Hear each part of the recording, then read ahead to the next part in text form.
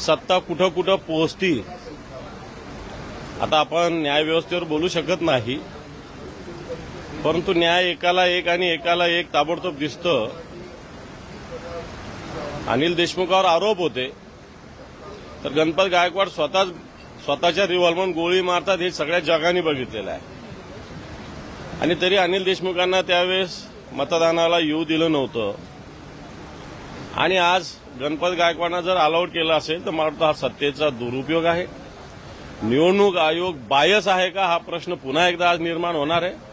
आणि मला वाटतं भारतीय जनता पार्टीच्या दबावाखाली हा निवडणूक आयोग सुद्धा त्यांचाच बटीक, त्यांच्याच घरचा सालदार, त्यांच्याच घरचा गडी अशा पद्धतीनं काम करतो हे स्पष्ट होईल. पण सर 2 वर्षापूर्वी जशी विधान परिषदेचीच निवडणूक होती पण त्यावेळेस त्यांना नाकारण्यात आलं. त्याने हायकोर्टामध्ये पण अप्लाय केलं, तिकडेही नाकारण्यात आलं आणि ते पहिल्यांदाच खालच्या कोर्टाने परवानगी दिली आहे. मी सांगतो ना, मी हा विषय बोललेलो आहे की कशा पद्धतीनं हा बायसपणा आहे, सत्तेचा बेमुरवतखोरपणे वापर आहे हे आपण सगळ्या उघड्या डोळ्याने आपण सगळे बघतोय. विरोध करा, शिवसेना विरोधी पक्षनेता म्हणून विरोध करा तुम्ही गणपत गायकवाड. हे पहा, तसं ऑब्जेक्शन दिलेलं आहे, तसं ऑब्जेक्शन निवडणूक अधिकाऱ्यांना दिलेलं आहे. आता पुढचा निर्णय त्यांच्या हाती आहे. आम्ही याच्याशिवाय काही करू शकणार नाही. सर, हिंदी में जानना चाहते हैं, जिस तरीके से आप 2 न्याय देख रहे हैं, बीजेपी के एमएलए को वोटिंग करने दी जा रही है, वहीं अनिल देशमुख जी जो पहले जेल में बंद थे उन्हें परमिशन नहीं दी गई थी. नहीं, ये तो इलेक्शन कमीशन और जो व्यवस्था है ये कैसी बायस है सामने आती है. अनिल देशमुख जब जेल में थे उनको अलाउड नहीं किया गया, उनपे तो आरोप थे, कोई उस पर प्रूफ नहीं था. अभी तो गणपत गायकवाड़ जो विधायक है उन्होंने तो खुलेआम पुलिस स्टेशन में रिवॉल्वर से गोली मारी है. वो शायद कोर्ट को नहीं दिखता होगा क्योंकि न्याय व्यवस्था के आंख पे पट्टी होती है काली, वो लगाए होंगे कोर्ट ने. इसके ऊपर ज्यादा क्या बोल सकते हैं. सर, एक और मुद्दा है पूजा खेड़कर का जो आईएएस प्रोबेशनरी ऑफिसर है, कई चीजें सामने आई है, fake caste certificate, fake medical certificate, उसके साथ साथ उनके पेरेंट्स का वीडियो आ रहा है जो रिवॉल्वर लेके फार्मर्स को धमकाने का. ये पूरा जो प्रकरण आया है उस पर सरकार कुछ कर नहीं रही. जो देखो, आईएएस ऑफिसर होता है बड़ी मेहनत से होता है, उससे समाज की बड़ी अपेक्षा होती है, उसके कुछ प्रोटोकॉल्स रहते हैं.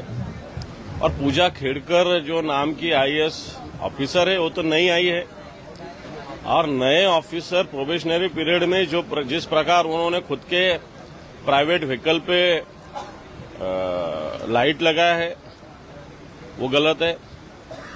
हमने तो जो सुना है कलेक्टर ऑफिस में कलेक्टर जब छुट्टी पे थे तो पूरा सामान उनके ऑफिस का उन्होंने खुद के ऑफिस में लेके आई है.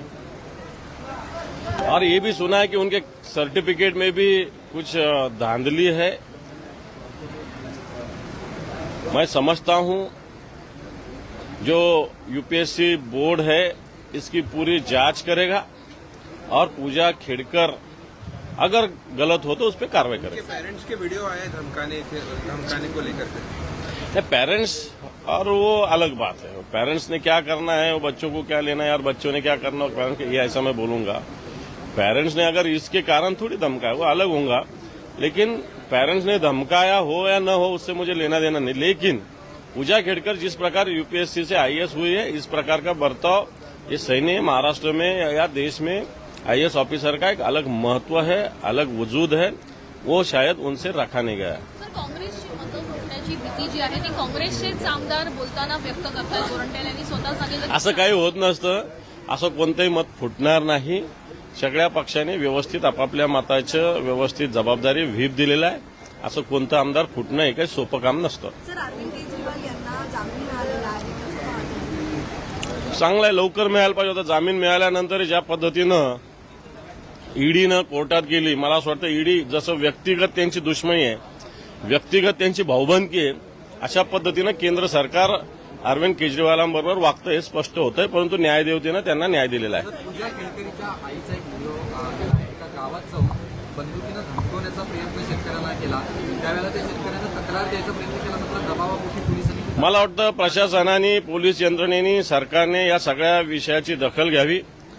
केंद्राचं जे केंद्रीय UPSCचे मंडळ आहे याच्याकडे सगळ्या गोष्टी सांगाव्यात. मला असं वाटतं या सगळ्या गोष्टी नॅचरली आपोआप यंत्रणेमार्फत होत असतात आणि मला असं वाटतं पूजा खेडकरवर कारवाई होईल. सर, यही हिंदी में उनकी माँ का वीडियो आया है धमकाते हुए, कारवाई केली पाहिजे. कोई भी हो धमकाने वाला उस पर तो कार्रवाई होनी चाहिए. Thank you.